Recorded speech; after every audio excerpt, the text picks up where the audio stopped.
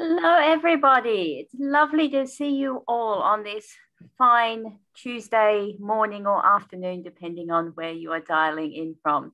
We'll just give it a couple of minutes as we've got people still coming in, I can see, and then we will kick off with our first ever research review seminar.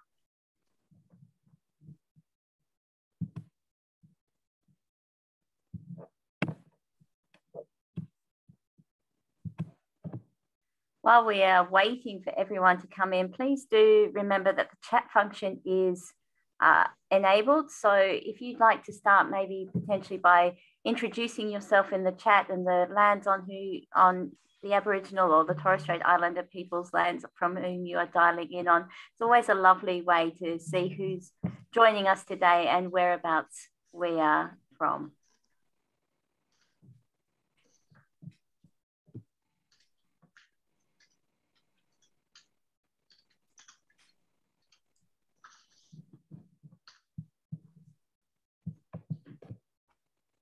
And we'll just give it another we'll give it another minute or so. We'll let people in as they come in because we know we'll always have a couple of people running late, but we'll just give it one more minute before we kick off.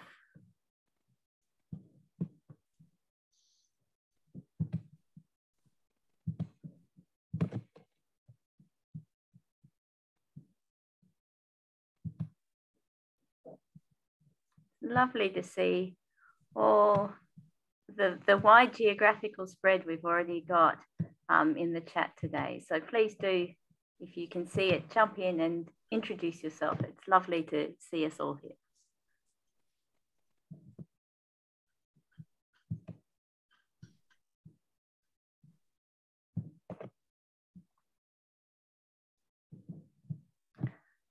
Okay, on my clock, we are now 1 minute past 12. And so 1 minute past 9 WA time and different times across the country and overseas. And so we might kick off. And I would like to start today by acknowledging that we are today dialing in from the lands of various Aboriginal and Torres Strait Islander people. Today, I'm based on the lands of the Ngunnawal and the Ngambri people. And thank you to all those people who are acknowledging the lands from which they're dialing in on the chat. I'd like to start by acknowledging the elders, past and present, from all the various lands that we are, and pay our respects to those elders. And I'd like to extend that respect to any Aboriginal or Torres Strait Islander people who are joining us today. I'd like to welcome you all today to our very first research review seminar series. So I'm Trish, I'm the Director of Policy and Education for ALIA, and one of the most enjoyable things I get to do in my role is actually to look at some of the research that is coming out around libraries and information services in Australia. We have some of the world's best library and information researchers in this country, and it's really great to be able to see the products that are coming out of these really strong research schools. We pride ourselves, I think, in library and information services on being evidence-based. We like evidence-based practice. We are very strong on making sure that people throughout our various institutions are able to access up-to-date research and able to find the right materials to support their conclusions and support their evidence-based practice.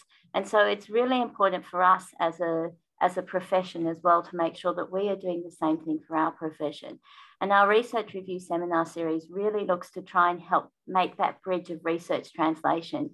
So taking some of the great research that's coming out and presenting it in a slightly different, hopefully very accessible way. And so it's a really great pleasure for me today to have Doctors Jane Garner and Simon Wakeling from Charles Sturt University, who will be here to present their research, and Viv Barton, who's here as the chair of the Australian Public Libraries Alliance, APLA, who was instrumental in supporting this really practical piece of research. Just to let you all know that we are recording this at the moment, and at the end we will have a time for questions. So please, as it's going through, think of questions that you might want to ask and feel free to drop them in the chat. We will be sending a link to both the report and the recording to everybody who has registered today, and they will be available through the website as well.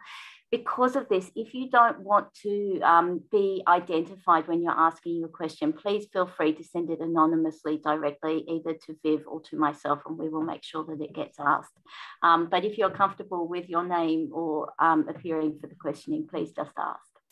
And after saying all of that, I'm going to hand over to Viv. Thanks, Viv. Thank you very much, Trish. Hello, everyone, and thank you very much for joining us today. First of all, I'd like to congratulate ALIA on establishing the ALIA Research Review Seminar Series, which is a really important forum where researchers and practitioners can discuss their work and projects in the wider LIS community. And I'm very pleased as Chair of APLA to join today's inaugural session on research into the Australian Public Library's responses to the COVID-19 pandemic with Charles Sturt University. APLA, the ALIA Australian Public Libraries Alliance, is the peak body for public libraries in Australia and comprises a chair from every state-based association, public library association across Australia, plus we have a few expert members. So we're representing over 1,650 public library service points across Australia, and it functions as a national alliance of Australia's public libraries, collaborating to champion public libraries by driving literacy, equity and inclusion for every community. APLA has strongly supported this research initiative, with public libraries across Australia contributing to the survey, and we see we had a very high response rate of 35% for this. And there are many learnings for public libraries in here as well. And the results that Dr. Jane Garner and Dr. Simon Wakeling will go through in a moment really show great examples of collaboration with industry partners, innovation and best practice, challenges in delivering digital services, especially to vulnerable communities, and challenges in demonstrating the value and role of public libraries to parent bodies as essential services to support communities.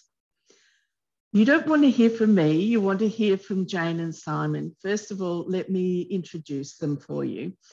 Both lecturers in the School of Information and Community Studies at Charles Sturt University. Jane's research primarily focuses on the role of libraries, reading and information provision to disadvantaged and underserved communities, especially incarcerated communities and prison libraries. And Jane also chairs the ALIA Prison Libraries Interest Group. Jane received her PhD from RMIT University in 2017. Prior to working at CSU, Jane worked in the information management team at RMIT as an academic librarian in the University of Melbourne. Jane was recently granted a DECRA award to undertake research into the role of public libraries in the lives of people experiencing homelessness. And she's also a part of a team researching sustainable and green libraries as part of an ALIA Call research initiative. And Dr. Simon Wakeling completed his PhD at the University of Sheffield in 2015, where he worked as a postdoctoral researcher before joining the school at CSU. Simon's current research is focused on the role and function of public libraries in Australia. Simon also worked extensively in the field of scholarly communication, especially open access and open scholarship. And he has written a book on open access in theory and practice and numerous journal articles on scholarly communications. So welcome, Jane and Simon, and over to you to present your research. Thank you. Great, thank you so much, Viv. I'll just move on. So we'd also like to pay our respects to the First Nations elders and community members past and present who are here. CSU has as part of their mission the words Yindamara Yipanhangana, which is Wiradjuri language, which talks about the wisdom of respectfully knowing how to live well in a world worth living in. And that's something that we try and keep close to our hearts when we teach and when we do our research. And that was certainly part of what we do every day. This is a photo of the beautiful land of the Wiradjuri, Ngunnawal and Gundungurra Biripi peoples who our campuses are on. This is the CSU campus in Wagga Wagga. So this is the part of the Wiradjuri land, and we acknowledge that we are on their land and are grateful to them for their custodianship of that land. So this project, we started this project back in, what was it, Simon, 2000 and, it was just this year, I think, 2020? 2020, last year, yeah. Yes, so we received a grant internally from CSU, which gave us some funding to do this research. And then we got some support from ALIA and APLA, particularly in gathering participants and disseminating our data gathering methods, which we'll talk about in a minute. So this was a group of people from the university. Most of us are in the School of Information and Communication Studies, apart from Holly Randall Moon, who's in our Institute of Australian Indigenous Studies. And we're all still there, apart from Jessie Lim, who I just noticed had signed in. So hello, Jessie. She was also part of the team as well. So what we wanted to do with this piece of research was we wanted to look back on the experiences of public libraries through the COVID-19 closures in particular. So when the buildings were shut was sort of the area that we were interested in. We wanted to know how libraries responded to being closed. And we also wanted to look at what role the library staff felt they had during this particular crisis, because it did change their roles significantly, and we were interested in how they felt about those roles and how they saw those roles. We wanted to know how the libraries had interacted with particular user groups, particularly disadvantaged groups, and how the online services were adapted to help them interact with the library services at that time. We're also interested in then looking at what the users of the libraries wanted from their libraries at that time compared to what the libraries actually provided. So looking for those gaps in service provision that weren't available to users that would have been appreciated by users. We were looking at the key challenges that the libraries experienced during that time, operationally in terms of staff as well, and looking at how they served their users, and looking at how all these things might then translate into the future, how what we'd learned during that period about what we could offer, why we were important, the role of libraries and library staff in the lives of their users, how that could be changed or might inform the future based on what we'd learned through those periods of COVID closure. So to do all this, we operated with two phases. Firstly, as we've mentioned, we sent out a survey to library managers of every public library service in Australia. And we got back 213 responses, which was a 45% response rate, which is actually really high for a piece of research, which is brilliant because it told us that you guys wanted to tell us your experiences and it was important to you to communicate what you'd been doing and what you'd been learning. So that was a really nice response for us. We used both closed and open questions looking at the closure period, how you'd managed your staff, what you'd offered, how things had changed, what sort of support you'd been getting from our parent bodies, and also your sort of administrative organisational hierarchies as well. And then from that, we got this really great picture of what had happened when those libraries had closed, what resources and services had been put in place, what the stresses and challenges were on the public library system during that time, and the areas of growth that you'd experienced in being able to change and adapt to those new circumstances. So from that, we thought, well, what we might do is to do some case studies where we can look really in depth at three different experiences. So we had this really nice big broad overview of all these different experiences. We thought what we'll do now is we'll look at three individual cases and we'll dig really deeply into each of those three and see what the experiences were like for them.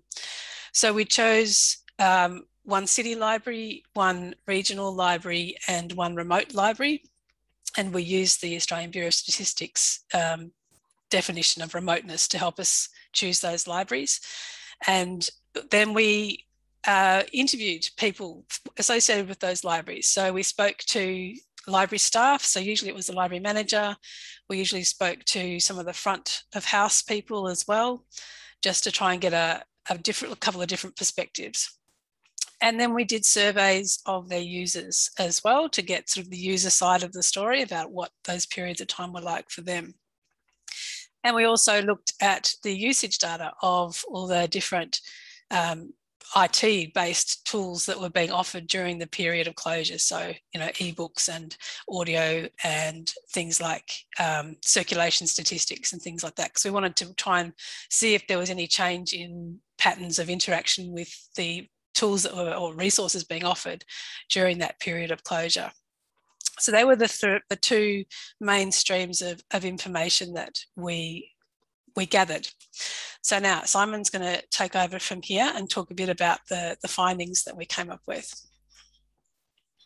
Yeah, so before we get into the findings, we just thought it was useful to sort of flag this, and it's interesting in the context of this being the first research in a new series of research review seminars. It's fantastic to see this kind of opportunity for translating and communicating between research and practice, and the relationship between research and practice is actually an area that I've done some research in, and Jane and I and the rest of the team are really conscious throughout the process of this project and a lot of the research that we do, that we're coming at things from a particular perspective, that we're researchers and not practitioners, and we don't have the same, you know, lived experience of this crisis as you do.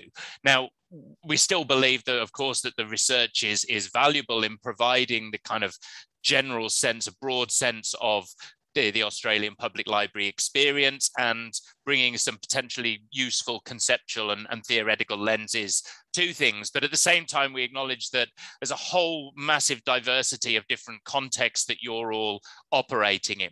And so when it comes to something like writing recommendations, we're always thinking recommendations have to be kind of broad and general, but of course they're going to apply more or less or differently to all your different contexts. So we just want to kind of acknowledge that up front, that it's that you know, it's not necessarily an easy translation from research to practice, and we're really hopeful we can sort of work for you in the kind of understanding the practical implications of some of our findings.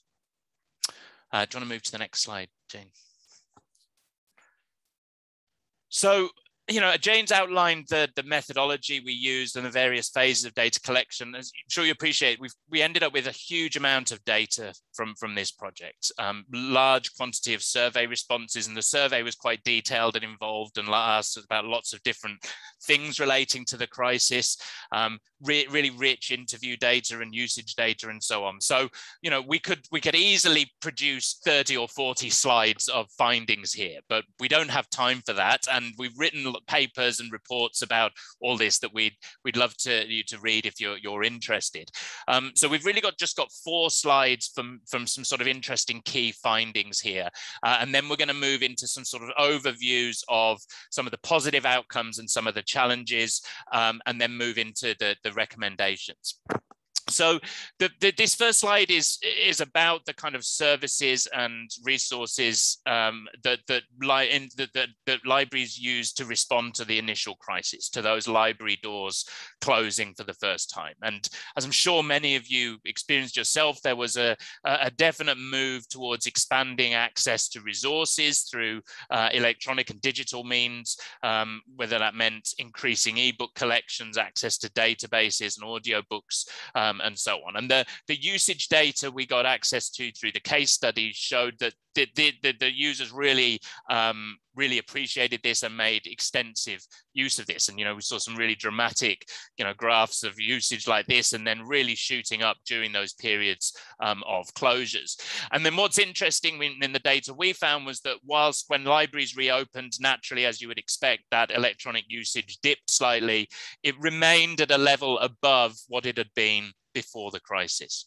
So there's a definite trend there that whilst obviously it was unpleasant for the community to lose access to their library, it did serve to introduce potentially new users to this kind of electronic content.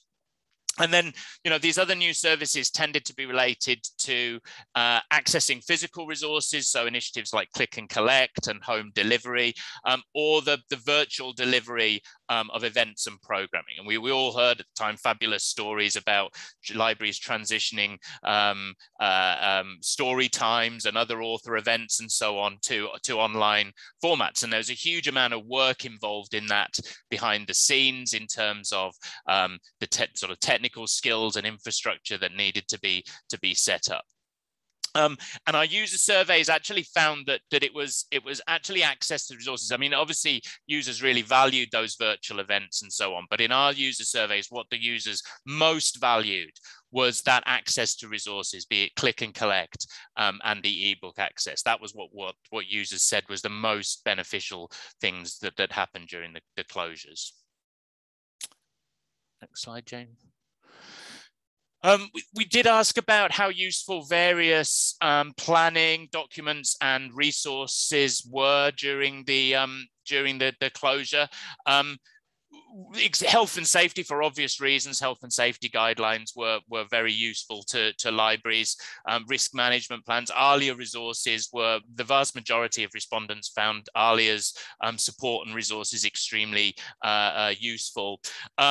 We note that the recent publication by the State Library of New South Wales on their survey from the 2021 lockdown, there's definitely encourage you to seek that out. There's lots of really interesting data there and some interesting comparisons we can make from our data from the previous lockdown. And there's an example here in terms of business continuity plans. We saw basically similar data. I mean, it's a slightly different question and reported in slightly different ways, but essentially those proportions are pretty stable and similar, which I guess serves to validate both of our bits of research.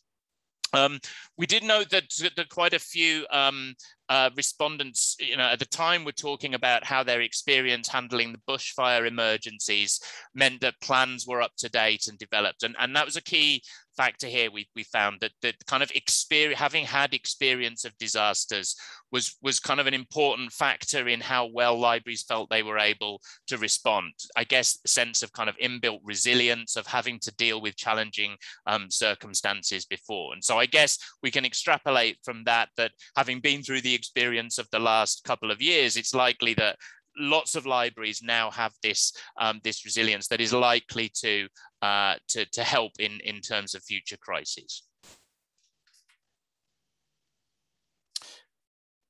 So an interesting factor, as Jane said, we did make some distinctions between locality, and we used the ABS distinctions here between urban, major city, regional, and remote localities. Now, as you might expect, there was some variation in a number of different ways in terms of the ways that libraries in different parts of Australia were able to respond. And,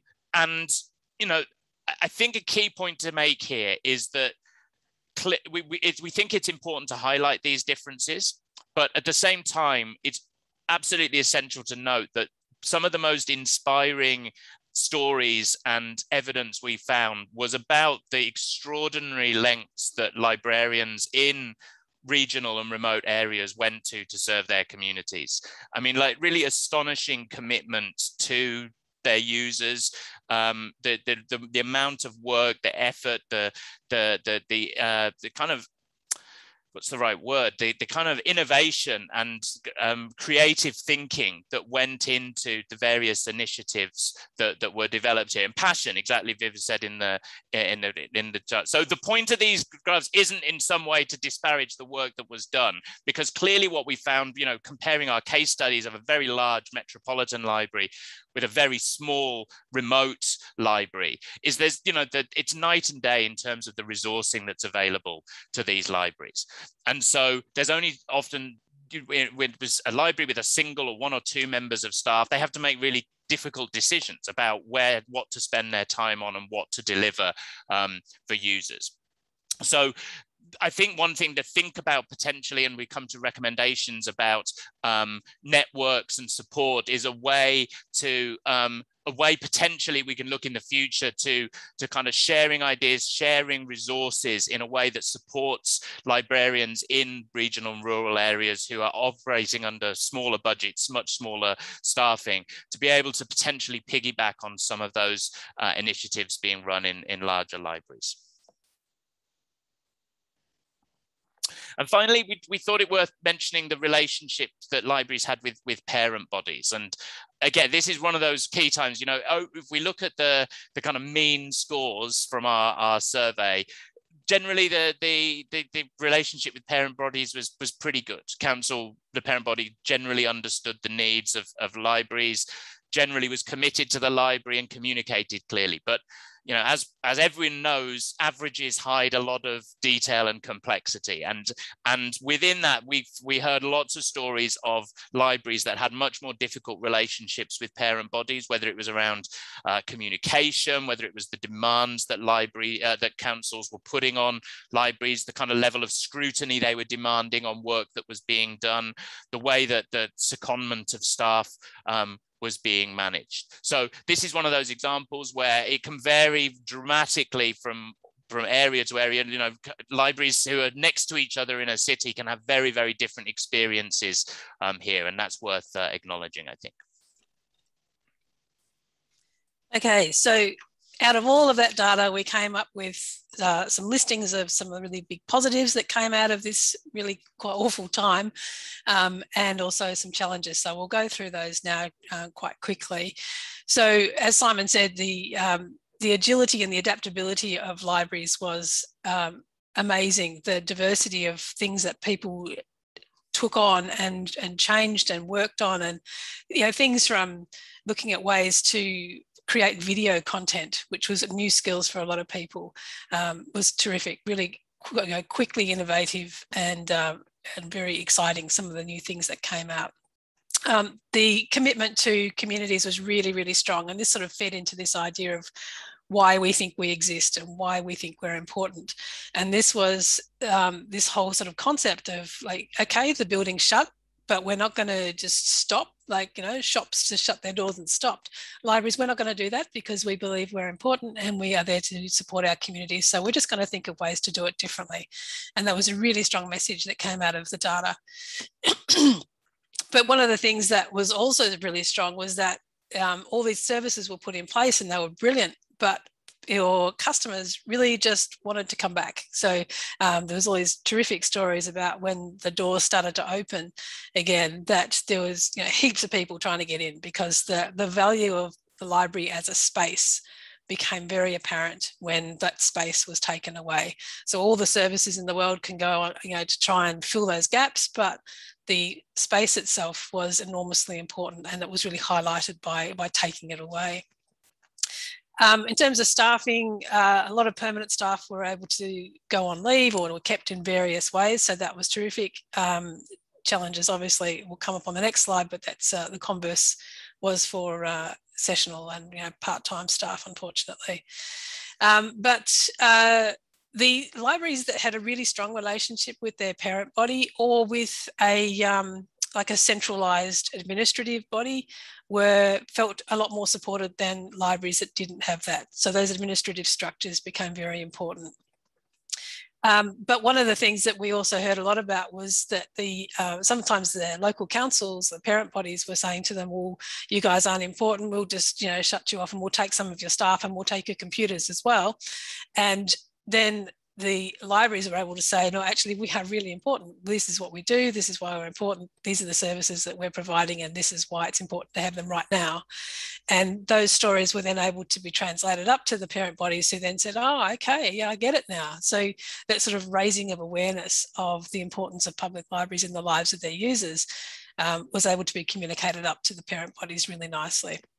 And there were some really fabulous examples of partnerships being built between libraries and other community service organisations for things like food distribution and you know, the whole sort of care of the community running through either library staff or through the library services themselves was a terrific opportunity that perhaps may not have happened had COVID not turned up.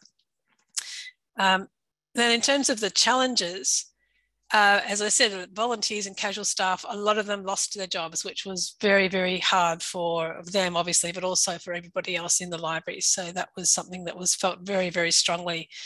The mental health and well-being of the staff was something that kept coming up in the data that we were getting, is that often the hardest thing, particularly for management staff, was managing their staff and keeping them afloat and trying to navigate that situation where they themselves are frightened for their own health and the lives of their families, but also then having to manage the staff who are living through exactly the same experience. And that was a significant challenge to right across the board. Staff technical skills was also an issue, talking about things like creating video content. That was a huge learning curve for a lot of libraries, and fantastic opportunities there for people to learn those skills, but it was a challenge trying to get those skills happening quickly.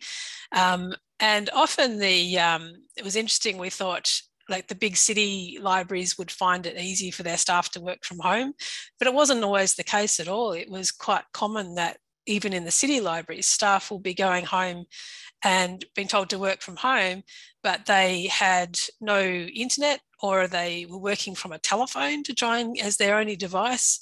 There was really an eye-opener for us that even in the cities, those sort of connectivity and availability of devices was restricted very often in library staff. The whole idea of people accessing the online services of the library, this was particularly a challenge. We saw some really interesting stories of people who come to the library to use the internet or the devices there. They might have then been coming to the outside of the library. A lot of libraries had left their Wi-Fi on so that people could come and use the Wi-Fi from outside the building. And then we had stories of the police coming and shutting it down because they believed it was creating a congregation of people when we're meant to be staying away from each other. So there was that challenge of wanting to provide for disadvantaged users, but not being able to, and that was a significant challenge for a lot of our libraries. Communication was a big issue. Often libraries were getting really mixed messages about the council was telling them to do one thing, the state government was telling them to do another. Their own library networks were having to try and adapt to all these different messages, and it was confusing and difficult to know often what was happening. And as soon as someone felt they got a handle on what they needed to be doing, it changed again. So it was a continuous problem and a challenge to try and understand just what needed to be done and what was allowed. As I said, the infrastructure that often is available to staff as well as to users was not always as good as it could have been, and therefore staff weren't able to offer the services that they would have liked so easily as a work from home situation, and the users may not have been able to interact with the resources that they were providing anyway. Now, this one's to Simon.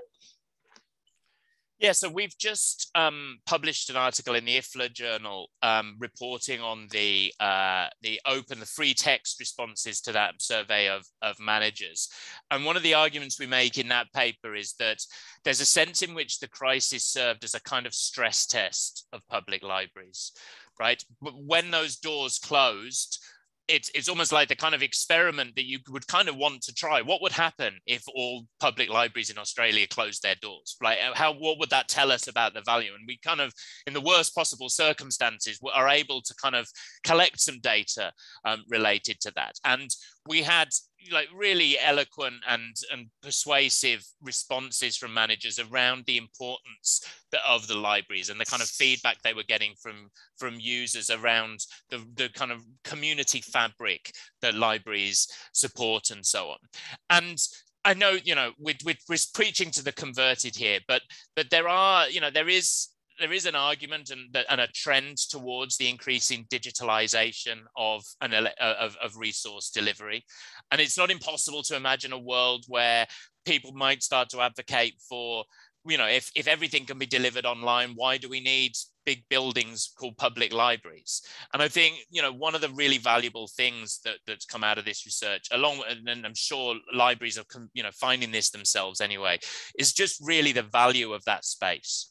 that space at the center of the community that it is accessible to everyone, that supports all members of the community. And so while, you know, there's no proposals at the moment to shut every public library, I come from the UK and we've seen a huge number of public libraries shut. So we can't be complacent about this. And in a world where we are thinking more about the digital delivery of resources, we have to just keep this evidence in mind of just how important that public library space is.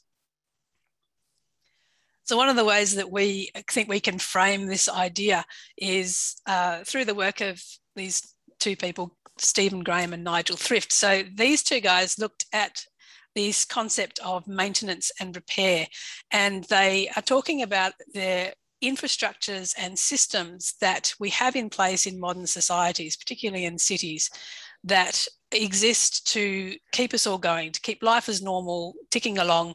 Often we don't even see them, we don't notice they're there until they break or until they're taken from us. And then all of a sudden we recognise the value of those things. And it's when we don't have them, you don't know what you got until it's gone, that sort of idea. And this is a really useful framework for us to look at public libraries during this time, because they were always there. They were sort of taken, not necessarily for granted, but they were always going to be there. We never thought, as Simon said, we'd have the opportunity to look at what our society would look like if they were no longer there. And COVID gave us that opportunity to run that stress test to see what would happen to our society if we no longer had access to our public libraries. And we've been able to, looking through this sort of framework of maintenance and repair, we can now see, well, yes, libraries, public libraries are doing a heap of work in keeping our societies going, in keeping people connected to the internet and keeping people, maintaining flows of information, maintaining the capacity for communities to come together, and maintaining for the ability for people to be informed. And then when something goes wrong in someone's life, we're there, libraries are there to be able to help repair that situation by providing them with free access to the internet, free access to information, spaces to come together. So this whole concept of maintenance and repair is a really interesting framework to look at the role of public libraries and the sort of the provision of care that we give to our users. So this is something that we're going to be exploring more and talking about at the ALIA National Conference coming up in May next year, which will be really nice. If you're interested in that whole concept, that citation at the bottom there is a really interesting article. It does start talking about some sort of high-level theoretical Heidegger stuff, but he also talks about earthworms. So it's not a difficult read at all. So it's something you could follow up if you're interested. Now we're going to talk about our recommendations. Yes, we're conscious of the time, so we'll try and run through these and leave a bit of time for questions. Some of this we've discussed earlier. This notion, I think, is really important to us that this is, and it's a difficult word to use with such a crisis, but it is an opportunity, right? It's an opportunity for public libraries to collect evidence that they can use in advocacy and promotion of the value of their library, both to the broader society and to parent bodies and funders and so on. And so, we'd really encourage, and I know lots of libraries are thinking about this already, but we know how important stories are and narratives are to demonstrating value. And we know that there are countless amazing, interesting, inspiring stories associated with what libraries have done in the crisis. So we encourage you to collect those stories, to curate them and to publicize them. I think our main practical recommendation is to do with planning, and that libraries need to have a disaster management plan, or at least elements of a business continuity plan that is focused on disaster management. And a lot of the other recommendations that we cover essentially relate to the kind of detail that needs to go into those plans. One in particular, the communication strategy we see is really important, so that we're not sitting in that situation again where we don't know who to turn to get the truth of the information from. So lines of communication should be spelt out really clearly, and that could be helpful. Networks with other libraries to share ideas, almost like a clearinghouse of activities or kits that you can give out to your users, ideas about how to work during periods of closure or crisis would be useful. Working with neighbouring authorities to ensure that a consistent approach is taken. We were hearing quite a lot of stories from users where they're saying, well, my library's shut, but I don't get it because the one down the road's open, so how's that right? And there was quite a bit of, people getting a bit cross about inconsistency in the approach of libraries across their areas. And guidelines for meeting the needs of disadvantaged communities. That was one of the things we found, was that there were very few libraries that actually had established guidelines on how to work with disadvantaged communities. And that's something that could certainly be something you might want to think about including. Yeah, I should say as well, in the written report that Alia published, we provide a little bit more narrative around these and some links and suggestions to go alongside them.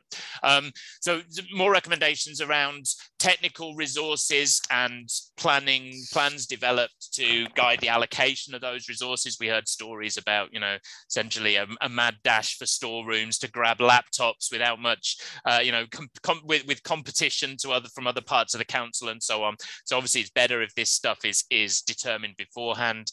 There's that issue of mental health and well-being. And I think generally libraries did a fantastic job of kind of managing this on the fly, but it's obviously really important. And so the more that this can be planned for and have formal structures in place to monitor and support staff, the better.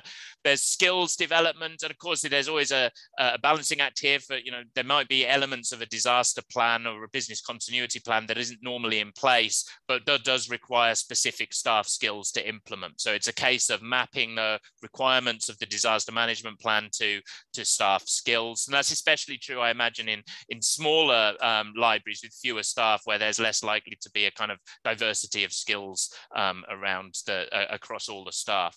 And then, I'm aware this is a bit of a broad brush comment, but a lot of the responses when the doors are closed is to move things online, and that's perfectly natural and understandable. But there was some kind of fairly heartbreaking responses to the user survey saying, I know the library did all this stuff, but I don't have internet access and I don't have a device. So ebooks and click and collect sounds good, but I can't use it.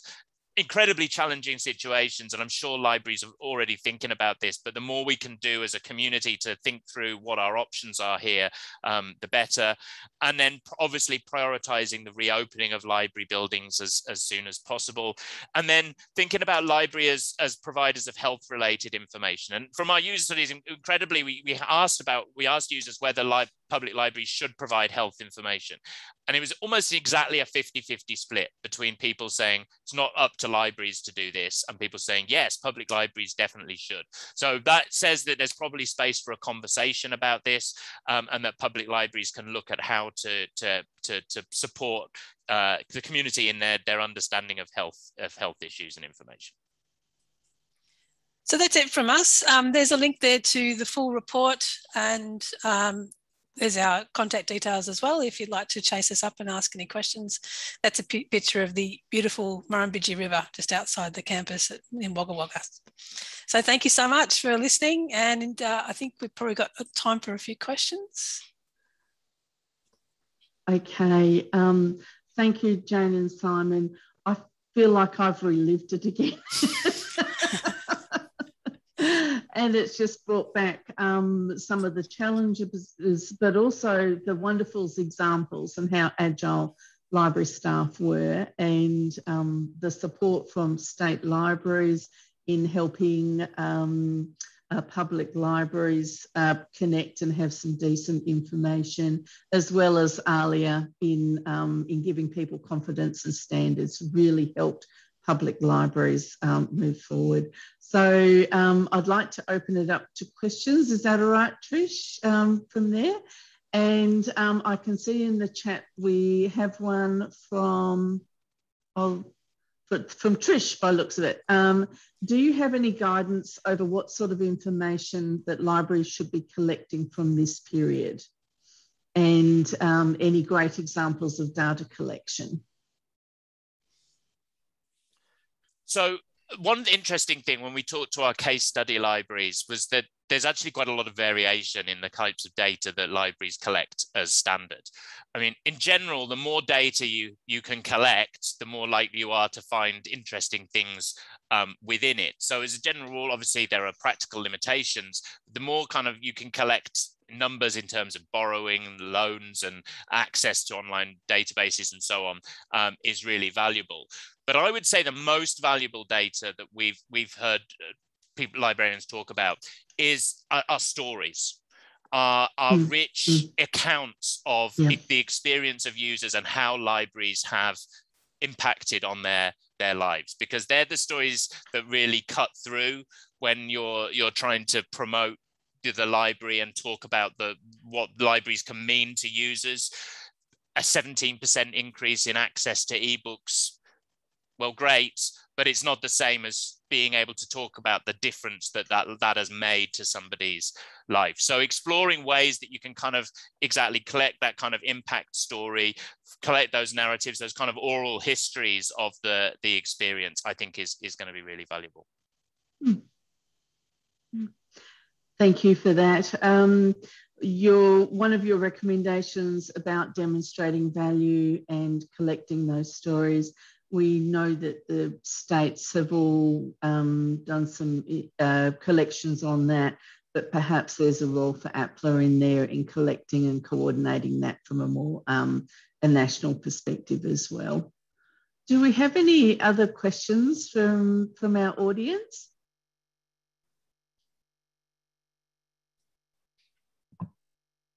Obviously covered everything. I think we have, and you put some great links in there. Thank you, Trish, and for disaster management and business continuity plans and for research. So thank you for that. And we'll certainly be making these slides available and the recording as well. So, and the link to the reports. How are we going for time?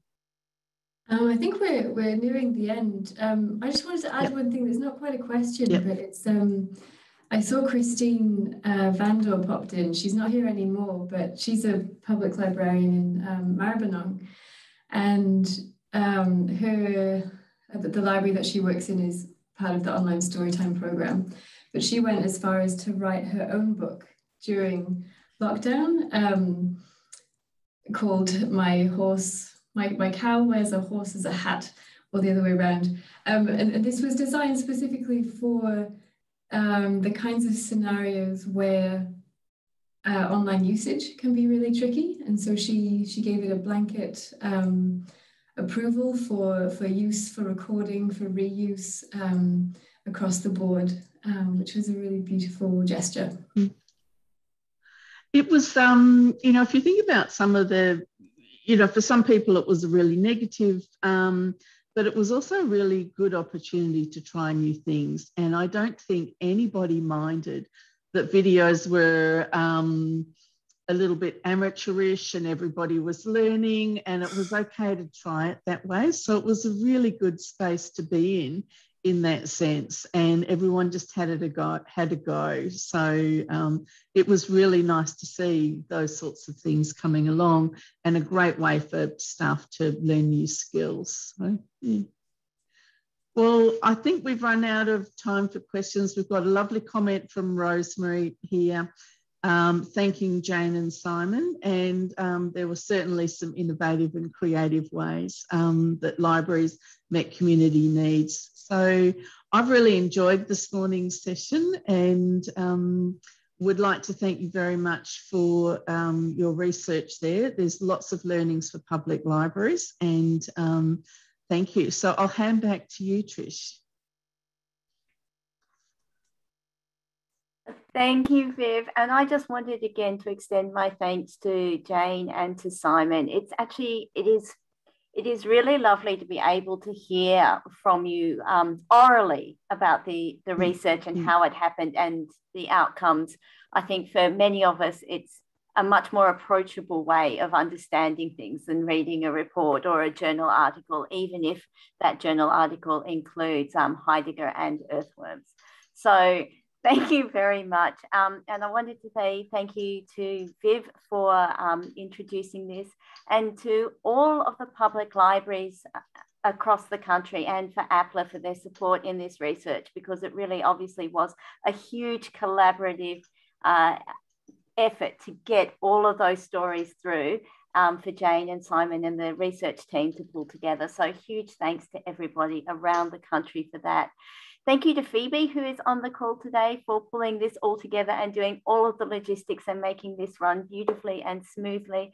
And thank you all for everyone who came today. If you've enjoyed this, I'm going to do a blatant advertisement right now to say that our next research review seminar will be on the 8th of December, and we will be joined by Kirsten Thorpe, who will be talking about her research into Aboriginal and Torres Strait Islander employment in Australia's libraries. Right. So that should be a fantastic session. So please mark your diary for the 8th of December, and I hope to see you all then.